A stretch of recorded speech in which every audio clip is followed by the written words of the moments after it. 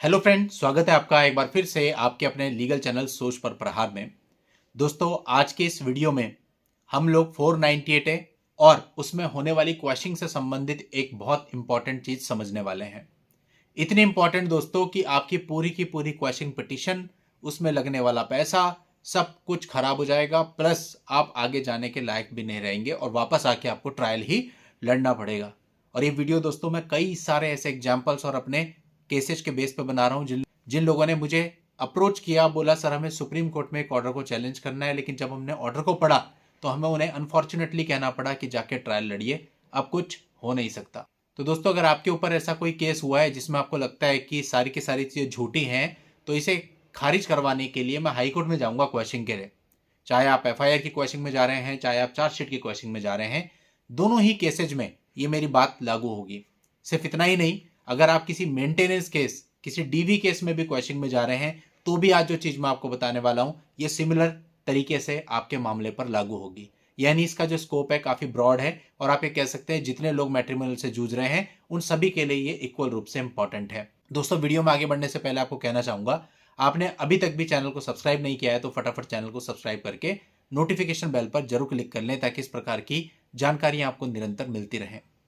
दोस्तों, अब इसको स्टार्टिंग से समझते हैं कि आपके ऊपर एक एफआईआर हो गई और आपने फैसला लिया कि इस एफआईआर के बेस पर जब चार्जशीट होगी, मैं चार्जशीट की क्वेश्चन के लिए हाई कोर्ट में जाऊंगा, मैं ट्रायल नहीं लड़ना चाहता हूं क्योंकि मामला पूरे तरीके से झूठा है और कुछ प्राइमा फेसी एविडेंस मेरे पास है। और आप हाई कोर्ट में चले जाते हैं, क्वेश्चन अप्लाई कर लेते हैं। अब दोस्तों, अधिकतर मामलों में जो क्वेरी आती है वो ये आती है कि साहब मैंने फाइल तो कर दी थी लेकिन उसके बाद मैं हाई कोर्ट गया नहीं क्योंकि मुझे बोला गया कि हाई कोर्ट जाने की आपको आवश्यकता नहीं है, जो कि एक सही बात भी है। हाई कोर्ट में आपके जाने की आवश्यकता नहीं है, अगर आपके लॉयर अपीयर हैं तो सारी चीज हो जाएगी। अब कुछ समय मामला चला, मामला चलने के बाद उनको ये बताया गया कि साहब आपके मामले में तो फाइनल ऑर्डर आ गया है और उन्होंने कहा कि ठीक है आप कॉपी भेजिए। तो जब फाइनल ऑर्डर की कॉपी उन्होंने देखी तो वो पिटीशन डिसमिस हो चुकी थी। अब जब किसी की भी पिटीशन हाई कोर्ट में डिसमिस होगी और उसको लगता था कि मेरी पिटीशन चल सकती थी, मेरे पास ग्राउंड्स थे, तो वो यही सोचेगा कि मुझे इसे ऑनरेबल सुप्रीम कोर्ट में चैलेंज करना चाहिए, मुझे वहां से रिलीफ मिल जाएगा। अब वो 1.5 साल 2 साल 2.5 साल क्वेश्चन लड़ने के बाद ट्रायल में नहीं आना चाहेगा। दैट्स वाई वो अप्रोच करेगा अब उन लोगों को जो कि सुप्रीम कोर्ट में मामलों को देखते हैं।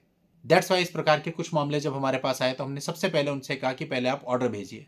पहले वो बिना ऑर्डर की कहानी सुना रहे थे, बता रहे थे अपनी बात, लेकिन बात सारी यह है कि सिर्फ कहने सुनने पे कभी कानून नहीं चलता। हमने कहा पहले ऑर्डर की कॉपी भेजिए। जब उन्होंने ऑर्डर की कॉपी भेजी, उसको हमने पढ़ा, तो पढ़ने पर हमको पता चलता है कि इस ऑर्डर के आखिरी में यह लिखा हुआ है कि जो पिटिशनर यानी कि पति के एडवोकेट थे, उन्होंने इस पिटीशन को विड्रॉ करने के लिए कहा और यह पिटीशन डिसमिस की जाती है एज विड्रॉन। इसका मतलब हुआ सीधा सीधा कि आपकी पिटीशन को हाई कोर्ट से विड्रॉ किया गया है ड्यू टू एनी रीजन। कोई भी रीजन हो सकता है। यह भी हो सकता है कि वहां पे कुछ ऐसी परिस्थिति उत्पन्न हो गई हो जिसमें उन्होंने कहा हो कि भैया या तो आप विड्रॉ कर लो या हम इसे खारिज कर देंगे, तो उन्होंने विड्रॉ कर लिया। अब जब एक पिटीशन डिसमिस हो गई, उन्होंने कहा साहब मुझे इसे सुप्रीम कोर्ट में चैलेंज करना है। अनफॉर्चुनेटली हमें उन्हें कहना पड़ा कि it will not be maintainable in supreme court. क्यों? क्योंकि आपने खुद विड्रॉ किया, खारिज थोड़ी ना करिए हाई कोर्ट ने, आपने खुद विड्रॉ किया, तो आप किस ग्राउंड पे आगे सुप्रीम कोर्ट में जाएंगे? यानी आपका आगे जाने का रास्ता भी यहां पर पूरे तरीके से बंद हो गया।